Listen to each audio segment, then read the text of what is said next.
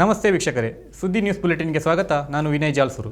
ಸುಳ್ಯದ ಅಂಬಟೆಡ್ಕದಲ್ಲಿ ಸ್ವಂತ ನಿವೇಶನದ ಮೂಲಕ ನಿರ್ಮಾಣಗೊಂಡ ಬಿಜೆಪಿಯ ನೂತನ ಕಾರ್ಯಾಲಯವನ್ನು ಮಾಜಿ ಮುಖ್ಯಮಂತ್ರಿ ಬಿಎಸ್ ಯಡಿಯೂರಪ್ಪ ಅವರು ಉದ್ಘಾಟಿಸಿದರು. ಈ ಸಂದರ್ಭದಲ್ಲಿ ಶಾಸಕಿ ಭಾಗೀರಥಿ ಮುರುಳ್ಯ, ಮಾಜಿ ಸಚಿವ ಎಸ್ ಅಂಗಾರ, ಬಿಜೆಪಿ ದಕ್ಷಿಣ ಕನ್ನಡ ಜಿಲ್ಲಾಧ್ಯಕ್ಷ ಸತೀಶ್ ಕುಂಪಲ, ಜಿಲ್ಲಾ ಉಪಾಧ್ಯಕ್ಷ ರವೀಂದ್ರ ಶೆಟ್ಟಿ ಉಳಿದೊಟ್ಟು, ಸುಳ್ಯ ಮಂಡಲ ಸಮಿತಿ ಮಾಜಿ ಅಧ್ಯಕ್ಷ ಹರೀಶ್ ಕಂಜಿಪಿಲಿ ವೇದಿಕೆಯಲ್ಲಿ ಉಪಸ್ಥಿತರಿದ್ದರು. ಮಂಡಲ ಸಮಿತಿಯ ಅಧ್ಯಕ್ಷ ವೆಂಕಟ್ ಒಳಲಂಬೆ ಸ್ವಾಗತಿಸಿ ಪ್ರಾಸ್ತಾವಿಕವಾಗಿ ಮಾತನಾಡಿದರು. ಈ ಸಂದರ್ಭದಲ್ಲಿ ಬಿಜೆಪಿ ಸುಳ್ಯ ಮಂಡಲ ಸಮಿತಿಯ ವತಿಯಿಂದ ಮಾಜಿ ಮುಖ್ಯಮಂತ್ರಿ ಬಿಎಸ್ ಯಡಿಯೂರಪ್ಪ ಅವರನ್ನು ಸನ್ಮಾನಿಸಿ ಗೌರವಿಸಲಾಯಿತು. ಜೊತೆಗೆ ಸುಳ್ಯದ ಜಾತ್ಯತೀತ ಜನತಾ ದಳದ ವತಿಯಿಂದ ಯಡಿಯೂರಪ್ಪನವರನ್ನು ಗೌರವಿಸಲಾಯಿತು.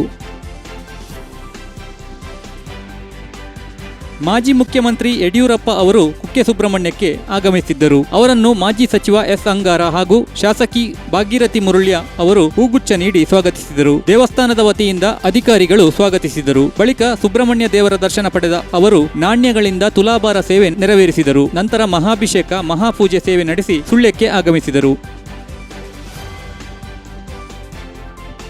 ಸಂಪಾಜೆ ಗ್ರಾಮ ಪಂಚಾಯತ್ ಸದಸ್ಯರುಗಳಾದ ಶೌವಾದ್ ಗುನಡ್ಕ, ಲಿಸ್ಸಿ ಮೊನಾಲಿಸಾ, ವಿಮಲಾ ಪ್ರಸಾದ್ ಅವರು ತಾವು ನೀಡಿದ್ದ ರಾಜೀನಾಮೆಯನ್ನು ಹಿಂಪಡೆದಿದ್ದರೂ ಕೂಡ ಆಗಿನ ಗ್ರಾಮ ಪಂಚಾಯತ್ ಅಧ್ಯಕ್ಷರಾದ ಜಿಕೆ ಹಮೀದ್ ಅವರು ಅದನ್ನು ಅಂಗೀಕರಿಸಿರುವುದು ಸರಿಯಲ್ಲವೆಂದು ತೀರ್ಪು ನೀಡಿರುವ ಹೈಕೋರ್ಟ್ ಇದು ಪ್ರತಿಕಾರದ ಉದ್ದೇಶದಿಂದ ಮಾಡಿರುವುದೆಂದು ನ್ಯಾಯಾಲಯಕ್ಕೆ ಕಂಡುಬಂದಿದ್ದು, ಕಾನೂನು ಪ್ರಕಾರ 3 ಸದಸ್ಯರು ತಾವು ನೀಡಿದ್ದ ರಾಜೀನಾಮೆಯನ್ನು ಅವಧಿಗಿಂತ ಮೊದಲು ಹಿಂಪಡೆದಿರುವುದರಿಂದ 3 ಕೂಡ ಸದಸ್ಯರಾಗಿ ತಮ್ಮ ಅವಧಿಯನ್ನು ಪೂರೈಸಬಹುದು ಎಂದು ತಿಳಿಸಿದೆ. ರಾಜಕೀಯ ಕಾರಣಗಳಿಂದ 2022ರ ನವೆಂಬರ್ನಲ್ಲಿ ಸಂಪಾಜೆ ಗ್ರಾಮ ಪಂಚಾಯತ್ನ 4 ಸದಸ್ಯರುಗಳಾದ ಸೋಮಶೇಖರ್ ಕೊಯಿಂಗಾಜೆ, ಶೌಹಾದ್ ಗುನಡ್ಕ, ಲಿಸ್ಸಿ ಮೊನಾಲಿಸಾ ಹಾಗೂ ವಿಮಲಾ ಪ್ರಸಾದ್ ಅವರು ತಮ್ಮ ಸ್ಥಾನಕ್ಕೆ ರಾಜೀನಾಮೆ ನೀಡಿದ್ದರು. ನಂತರ 4 ನಿಗದಿತ ಸಮಯದೊಳಗೆ ರಾಜೀನಾಮೆ ಹಿಂಪಡೆದಿದ್ದರು.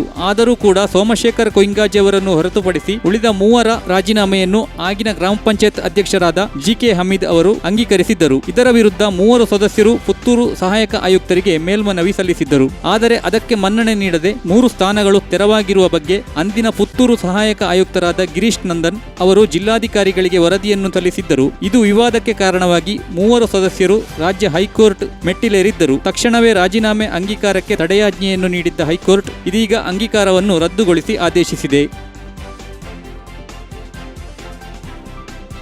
ಸುಳ್ಯದ ನಗರ ಪಂಚಾಯತ್ ಕಚೇರಿ ಎದುರುಗಡೆ ಮೀನು ಮಾರುಕಟ್ಟೆಯ ಕಟ್ಟಡದ ಬಳಿಯಲ್ಲಿ ಚರಂಡಿಯ ಸಿಮೆಂಟ್ ಸ್ಲಾಬ್ ಜಾರಿ ನಿಂತಿದ್ದು, ಶನಿವಾರ ರಾತ್ರಿ ಇಲ್ಲಿ ಕೆಲವರು ಜಾರಿ ಚರಂಡಿಗೆ ಬಿದ್ದ ಘಟನೆ ವರದಿಯಾಗಿದೆ. ಶನಿವಾರ ಸಂಜೆ ಲಯನ್ಸ್ ಹಾಲ್ನಲ್ಲಿ ಇದ್ದ ಕಾರ್ಯಕ್ರಮಕ್ಕೆ ಬಂದಿದ್ದ ಸದಸ್ಯರೊಬ್ಬರು ತಮ್ಮ ಕಾರನ್ನು ಈ ಚರಂಡಿ ಸ್ಲಾಬ್ ಜಾರಿ ನಿಂತಿದ್ದ ಜಾಗದ ಪಕ್ಕದ ರಸ್ತೆಯಲ್ಲಿ ನಿಲ್ಲಿಸಿದ್ದರು. ರಾತ್ರಿ ಕಾರ್ಯಕ್ರಮ ಮುಗಿದು ಹಿಂತಿರುಗುವಾಗ ಈ ಅವಾಂತರ ನಡೆಯಿತು. ಈ ರಸ್ತೆಯಲ್ಲಿ 100 ಜನ ಪ್ರತಿನಿತ್ಯ ಓಡಾಡುವವರಿದ್ದು, ಚರಂಡಿಯ ಸ್ಲಾಬ್ಗಳು ಸರಿಯಾಗಿ ಇಲ್ಲದಿದ್ದರೆ ಸಂಕಷ್ಟಕ್ಕೊಳಗಾಗುತ್ತಾರೆ. ಸುಳ್ಯ ನಗರದ ಪ್ರಮುಖ ರಸ್ತೆಯ ಬದಿಯ ಚರಂಡಿಯ ಸ್ಲಾಬ್ಗಳು ಕೂಡ ಇದೇ ರೀತಿ ಜಾರಿ ನಿಂತಿದ್ದು, ಇದನ್ನು ಸರಿಪಡಿಸುವ ಕಾರ್ಯವನ್ನು ನಗರಾಡಳಿತ ಮಾಡಬೇಕಾಗಿದೆ.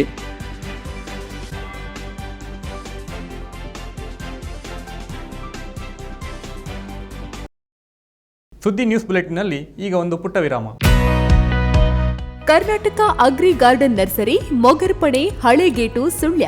ನಮ್ಮಲ್ಲಿ ಉತ್ತಮ ತಳಿಯ ಹೈಬ್ರಿಡ್ ತೆಂಗಿನ ಗಿಡಗಳು ಹಾಗೂ ಉತ್ತಮ ತಳಿಯ ಅಡಿಕೆ ಗಿಡಗಳಾದ ಇಂಟರ್ ಮಂಗಳ, ಮೋಹಿತ್ ನಗರ, ಸೈಗಾವ್, ರತ್ನಗಿರಿ, ಸುಮಂಗಲ, ಊರಿನ ಮಂಗಳ ಹಾಗೂ ಗೇರು ತಳಿಗಳು ಮತ್ತು ಕಸಿ ಜಾಯಿಕಾಯಿ ಗಿಡಗಳು, ವಿವಿಧ ರೀತಿಯ ಹಣ್ಣಿನ ಗಿಡಗಳು, ಕಾಳು ಮೆಣಸಿನ ಕಸಿ ಗಿಡ, ಪಣಿಯೂರು 7 ಲಭ್ಯವಿದೆ ಹಾಗೂ ಶಾಂತಮಂಗಲ ಅಡಿಕೆ ಗಿಡಗಳು ಲಭ್ಯ.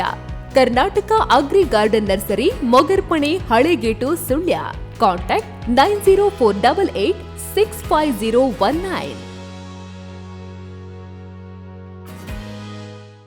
ವಿರಾಮದ ಬಳಿಕ ನ್ಯೂಸ್ ಬುಲೆಟಿನ್ಗೆ ಮತ್ತೆ ಸ್ವಾಗತ.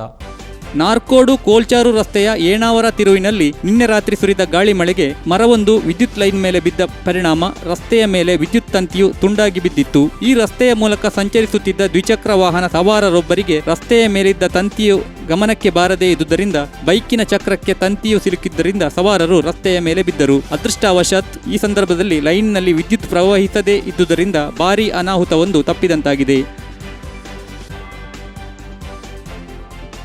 ಚಾಲಕನ ನಿಯಂತ್ರಣ ತಪ್ಪಿ ಬೈಕೊಂದು ಪ್ರಪಾತಕ್ಕೆ ಉರುಳಿ ಬಿದ್ದ ಘಟನೆ ಕಲ್ಮಡ್ಕ ಶಾಲಾ ಬಳಿ ಸಂಭವಿಸಿದೆ. ಕಲ್ಮಡ್ಕ ಶಾಲಾ ಬಳಿ ತಿರುವೊಂದಿದ್ದು, ಆ ತಿರುವಿನ ಬಳಿ ಬೃಹತ್ತಾದ ಹೊಂಡವಿತ್ತು. ಅಲ್ಲಿ ಬೈಕ್ ಬರುತ್ತಿದ್ದಂತೆ ಸವಾರನ ನಿಯಂತ್ರಣ ತಪ್ಪಿ ಗುಂಡಿಗೆ ಬಿದ್ದಿದ್ದು, ಬೈಕ್ ಸವಾರ ಅಪಾಯದಿಂದ ಪಾರಾಗಿದ್ದಾರೆಂದು ತಿಳಿದು ಬಂದಿದೆ. ರಸ್ತೆ ಬಿಟ್ಟು ಇಕೋ ಕಾರೊಂದು ರಸ್ತೆ ಬದಿಯಲ್ಲಿರುವ ಗುಂಡಿಗೆ ಇಳಿದ ಘಟನೆ ಅರಂಬೂರಿನ ಪಾಲಡ್ಕದ ಬಳಿ ನಿನ್ನೆ ರಾತ್ರಿ ಸಂಭವಿಸಿದೆ. ವಿರಾಜಪೇಟೆಯಿಂದ ಮಂಗಳೂರಿಗೆ ತೆರಳುತ್ತಿದ್ದ ಇಕೋ ಪಾಲಡ್ಕ ಬಳಿ ಚಾಲಕನ ನಿಯಂತ್ರಣ ತಪ್ಪಿ ಪಕ್ಕದ ಗುಂಡಿಗೆ ಬಿತ್ತು. ಕಾರಿನಲ್ಲಿ ಇಬ್ಬರು ಪ್ರಯಾಣಿಕರಿದ್ದು ಯಾವುದೇ ಅಪಾಯವಿಲ್ಲದೆ ಪಾರಾಗಿದ್ದಾರೆಂದು ತಿಳಿದು ಬಂದಿದೆ.